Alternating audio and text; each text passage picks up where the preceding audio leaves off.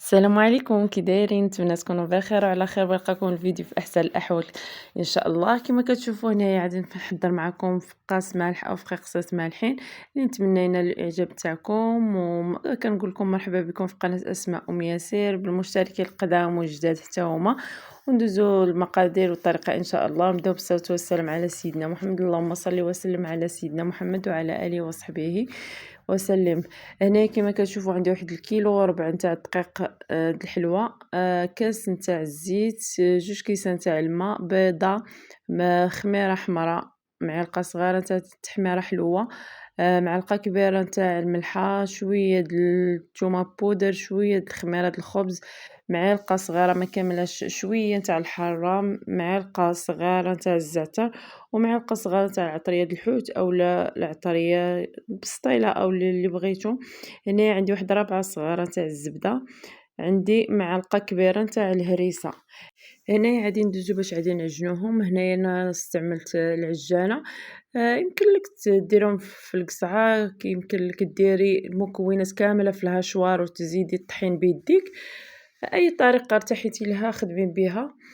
هنايا درت هذيك الهريسه مع الزبده مع الزيت، غادي نضيف هاد المكونات كاملين مع البيضه، الخميره غادي نخليها هي الاخر مع الطحين، وغادي ندير هاد المكونات كاملين يتخدموا. عاد من بعد غادي نبقى نضيف الطحين شويه بشويه.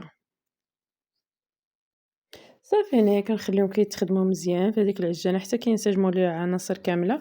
هنايا كنضيف هذيك البيضه، من بعد كنضيف جوج كيسان تاع الماء.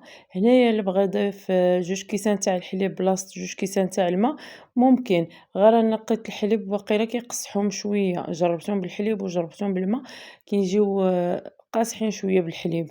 وكل واحد وكي كيبغي المملحات نتاعو يكونوا.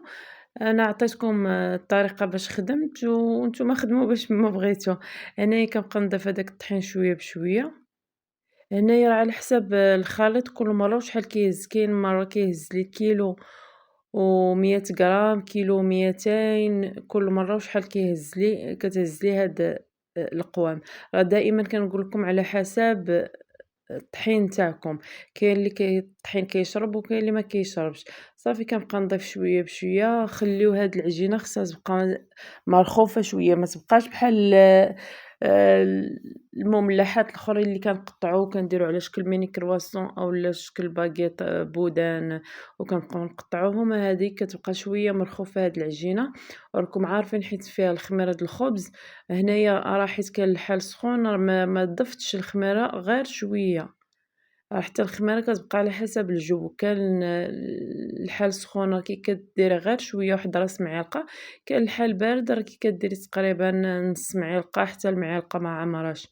صافي هنايا نتوما كما كتشوفوا القوام تاعها راه ما كتجيش قاصحه، راه كتجي العجينه مرخوفه. هنا راه كانت عندي في الطحين كيلو وربع، هنايا راه تقريبا بقات لي شي 100 غرام.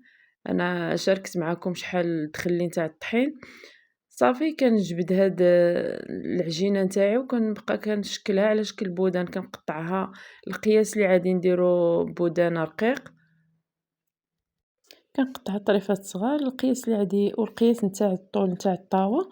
ما نقطعهمش كبار بزاف كيجيوني غلاض. من الاحسن المملحات نتاعنا او الفقاقصات يجيو رقاق شويه. هانتوما كما كتشوفوا كنقطع كل قطعه من هاد العجينه كنحربلها تكون رقيقه ما تكونش غليظه بزاف. راكم عارفين حيت مع فيها الخميره د الخبز كيزيدوا كيتنفخوا شويه في الفران.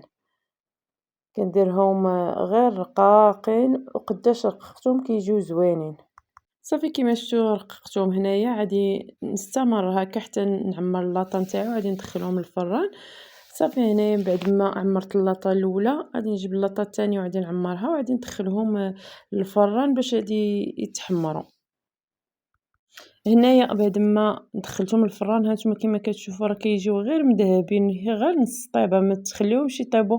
الا خليتوهم بزاف مده طويله في الفران غادي يبقاو يتهرسوا لكم حيت كتبغيو تقطعوهم.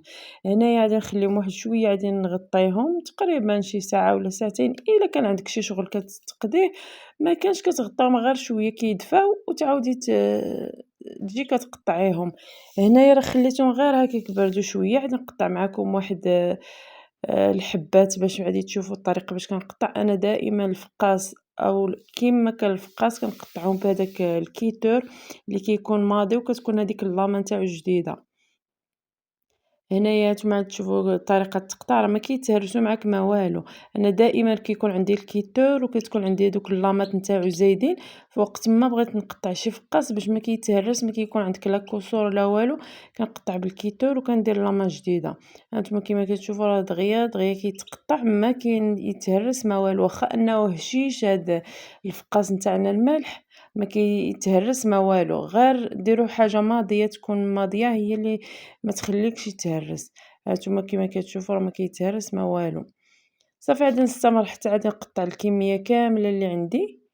هنا شاركت معكم غير واحد جوج بودان اولا ثلاثه، وعادي نخليه من بعد عاد غادي نقطعو. حتى بغيتي تخليه ليله كامله ما كنتيش مساليه حتى لغدا، ديري غير غطاه بالميكا ودخليه للثلاجه والصباح قطعيه راه كيكون عادي ما تخافيش منه، غير ما طيبوش بزاف في الفران. هنايا بعد ما قطعته كامل هانتوما كيما كتشوفوا ما تغلضوش بزاف، غير يكون رقيق شويه موين وصافي.